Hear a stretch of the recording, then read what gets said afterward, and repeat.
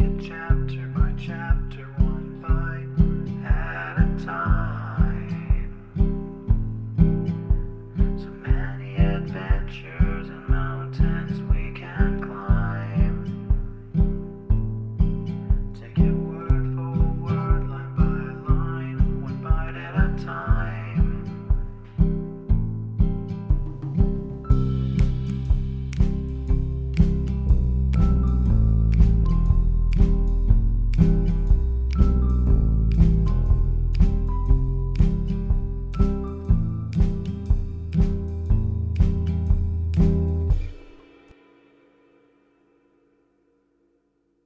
Welcome to Bite at a Time Books, where we read you your favorite classics one bite at a time.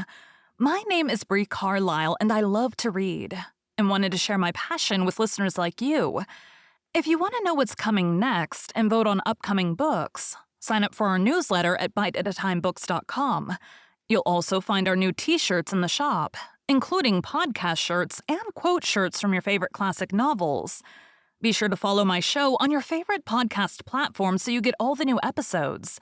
You can find most of our links in the show notes. But also our website, biteatatimebooks.com, includes all of the links for our show, including to our Patreon to support the show, and YouTube, where we have special behind the narration of the episodes. We're part of the Bite at a Time Books Productions Network. If you'd also like to hear what inspired your favorite classic authors to write their novels, and what was going on in the world at the time, check out the Bite at a Time Books Behind the Story podcast, wherever you listen to podcasts. Please note, while we try to keep the text as close to the original as possible, some words have been changed to honor the marginalized communities who've identified the words as harmful, and to stay in alignment with Bite at a Time Books' brand values. Today we'll be continuing 20,000 Leagues Under the Sea by Jules Verne. Chapter 5. The Arabian Tunnel. That same evening, in 21 degrees, 30 minutes north latitude, the Nautilus floated on the surface of the sea, approaching the Arabian coast. I saw Jeddah, the most important counting house of Egypt, Syria, Turkey, and India. I distinguished clearly enough its buildings. The vessels anchored at the quays, and those whose draft of water obliged them to anchor in the roads. The sun, rather low on the horizon, struck full on the houses of the town, bringing out their whiteness. Outside, some wooden cabins, and some made of reeds, showed the quarter inhabited by the Bedouins. Soon, Jeddah was shut out from view by the shadows of night, and the Nautilus found herself under water slightly phosphorescent. The next day, the 10th of February, we sighted several ships running to windward. The Nautilus returned to its submarine navigation. But at noon, when her bearings were taken, the sea being deserted, she rose again to her waterline. Accompanied by Ned and Conseil, I seated myself on the platform. The coast on the eastern side looked like a mass faintly printed upon a damp fog. We were leaning on the sides of the pinnace, talking of one thing and another, when Ned Land, stretching out his hand towards a spot on the sea, said, "Do you see anything there, sir?" "No, Ned," I replied. "But I have not your eyes, you know." "Look well," said Ned. "There, on the starboard beam, above the height of the lantern. Do you not see a mass which seems to move?" "Certainly," said I. "After close attention, I see something like a long black body on top of the water. And certainly before long, the black object was not more than a mile from us. It looked like a great sandbank deposited in the open sea. It was a gigantic dugong." Ned Land looked eagerly. His eyes shone with covetousness at the sight of the animal. His hand seemed ready to harpoon it. One would have thought he was awaiting the moment to throw himself into the sea and attack it in its element. At this instant, Captain Nemo appeared on the platform. He saw the dugong, understood the Canadian's attitude, and addressing him said, "If you held a harpoon just now, Master Land, would it not burn your hand?" "Just so, sir. And you would not be sorry to go back for one day to your trade of a fisherman and add the cetacean to the list of those you've already killed?" "I should not, sir." "Well, you can try." "Thank you, sir," said Ned Land, his eyes flaming. "Only," continued the captain, "I advise you for your own sake not to miss the creature." "Is the dugong dangerous to attack?" I asked, in spite of the Canadian shrug of the shoulders. Yes, replied the captain. Sometimes the animal turns upon its assailants and overturns their boat. But for Master Land, this danger is not to be feared. His eye is prompt, his arm sure. At this moment, 7 men of the crew, mute and immovable as ever, mounted the platform. One carried a harpoon and a line similar to those employed in catching whales. The pinnace was lifted from the bridge, pulled from its socket, and let down into the sea. 6 oarsmen took their seats, and the coxswain went to the tiller. Ned, Conseil, and I went to the back of the boat. "You're not coming, Captain?" I asked. "No, sir, but I wish you could sport." The boat put off, and lifted by the 6 rowers, drew rapidly towards the dugong, which floated about 2 miles from the Nautilus. Arrived some cable's length from the cetacean, the speed slackened, and the oars dipped noiselessly into the quiet waters. Ned Land, harpoon in hand, stood in the forepart of the boat. The harpoon used for striking the whale is generally attached to a very long cord which runs out rapidly as the wounded creature draws it after him. But here the cord was not more than 10 fathoms long, and the extremity was attached to a small barrel which, by floating, was to show the course of the dugong took under the water. I stood and carefully watched the Canadian's adversary. This dugong, which also bears the name of the halicore, closely resembles the manatee. Its oblong body terminated in a lengthened tail, and its lateral fins in perfect fingers.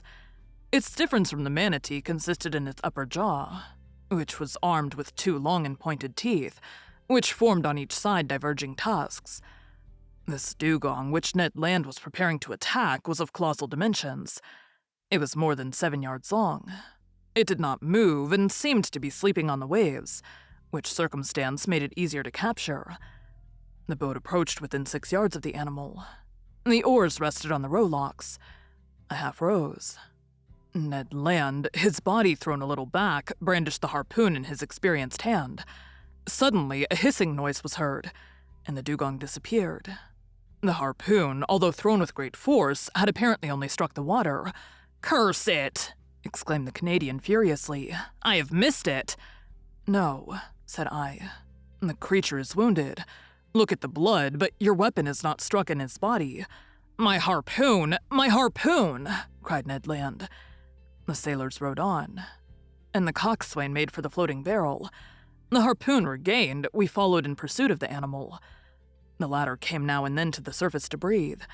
Its wound had not weakened it, for it shot onwards with great rapidity. The boat, rowed by strong arms, flew on its track. Several times it approached within some few yards, and the Canadian was ready to strike. But the dugong made off with a sudden plunge, and it was impossible to reach it. Imagine the passion which excited impatient Ned Land. He hurled at the unfortunate creature the most energetic expletives in the English tongue. For my part, I was only vexed to see the dugong escape all our attacks.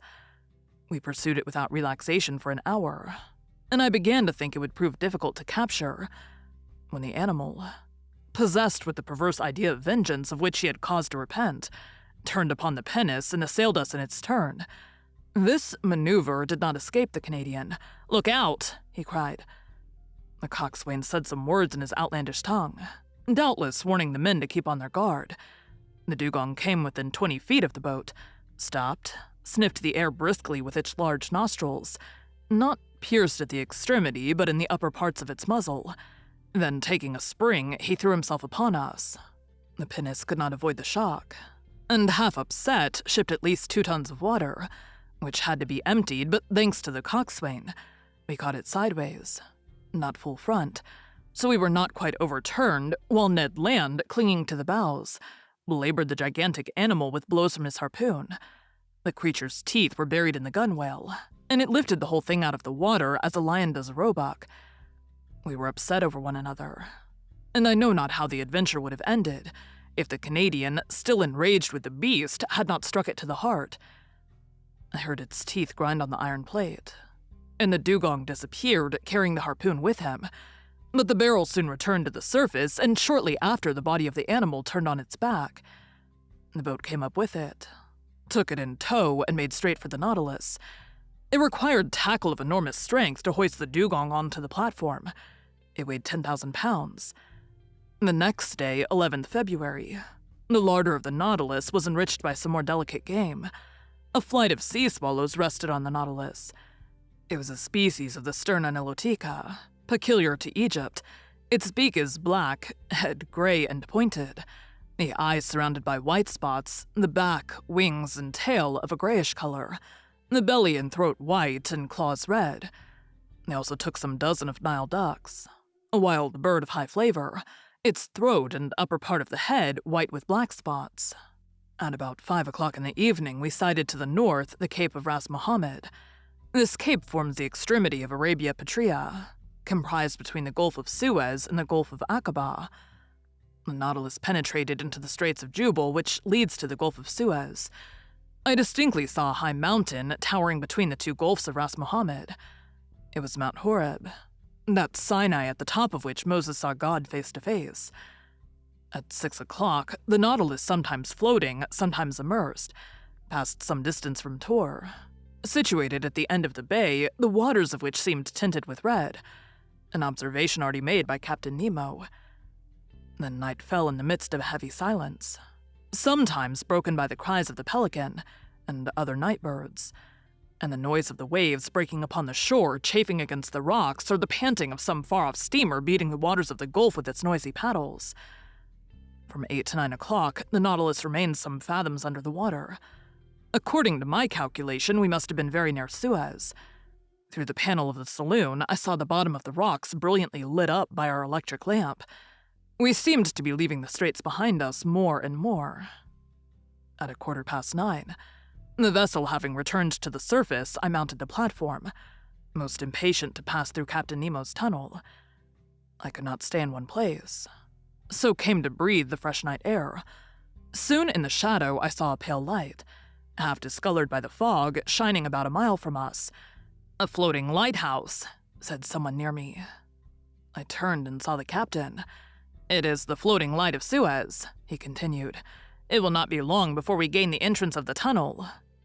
"The entrance cannot be easy." "No, sir, for that reason I am accustomed to go into the steersman's cage and myself direct our course. And now, if you will go down, Monsieur Aronnax. The Nautilus is going under the waves, and will not return to the surface until we have passed through the Arabian Tunnel." Captain Nemo led me towards the central staircase. Halfway down he opened a door, traversed the upper deck, and landed in the pilot's cage, which it may be remembered rose at the extremity of the platform. It was a cabin measuring 6 feet square, very much like that occupied by the pilot on the steamboats of the Mississippi or Hudson. In the midst worked a wheel placed vertically and caught to the tiller rope, which ran to the back of the Nautilus. 4 light ports with lenticular glasses let in a groove in the partition of the cabin, allowed the man at the wheel to see in all directions. This cabin was dark, but soon my eyes accustomed themselves to the obscurity, and I perceived the pilot, a strong man with his hands resting on the spokes of the wheel. Outside, the sea appeared vividly lit up by the lantern, which shed its rays from the back of the cabin to the other extremity of the platform. "Now," said Captain Nemo, "let us try to make our passage." Electric wires connected the pilot's cage with the machinery room, and from there the captain could communicate simultaneously to his Nautilus the direction and the speed. He pressed a metal knob, and at once the speed of the screw diminished. I looked in silence at the high straight wall we were running by at this moment, the immovable base of a massive sandy coast. We followed it thus for an hour only some few yards off. Captain Nemo did not take his eye from the knob, suspended by its 2 concentric circles in the cabin. At a simple gesture, the pilot modified the course of the Nautilus every instant. I had placed myself at the port scuttle, and saw some magnificent substructures of coral, zoophytes, seaweed, and fucus, agitating their enormous claws which stretched out from the fissures of the rock. At 10:15, the captain himself took the helm. A large gallery, black and deep, opened before us. The Nautilus went boldly into it. A strange roaring was heard round its sides. It was the waters of the Red Sea, which the incline of the tunnel precipitated violently towards the Mediterranean. The Nautilus went with the torrent, rapid as an arrow in spite of the efforts of the machinery, which, in order to offer more effective resistance, beat the waves with reversed screw. On the walls of the narrow passage, I could see nothing but brilliant rays, straight lines, furrows of fire traced by the great speed, under the brilliant electric light. My heart beat fast. At 35 minutes past 10, Captain Nemo quitted the helm and, turning to me, said, "The Mediterranean." In less than 20 minutes, the Nautilus, carried along by the torrent, had passed through the Isthmus of Suez. Thank you for joining Bite at a Time Books today, while we read a bite of one of your favorite classics. Again, my name is Bree Carlile, and I hope you come back tomorrow for the next bite of 20,000 Leagues Under the Sea. Don't forget to sign up for our newsletter at biteatatimebooks.com and check out the shop. You can check out the show notes or our website, biteatatimebooks.com, for the rest of the links for our show. We'd love to hear from you on social media as well.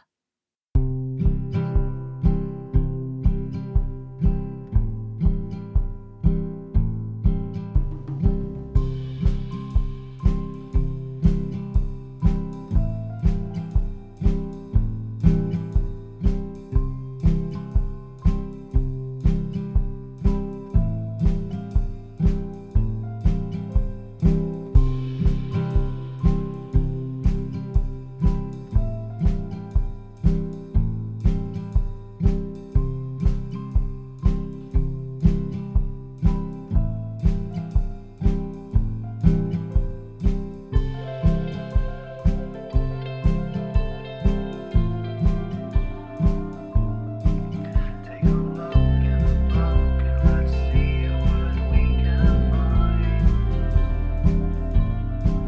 Taking chapter by chapter, one bite at a time. So many adventures and mountains we can climb. Take it word for word, line by line, one bite at a time.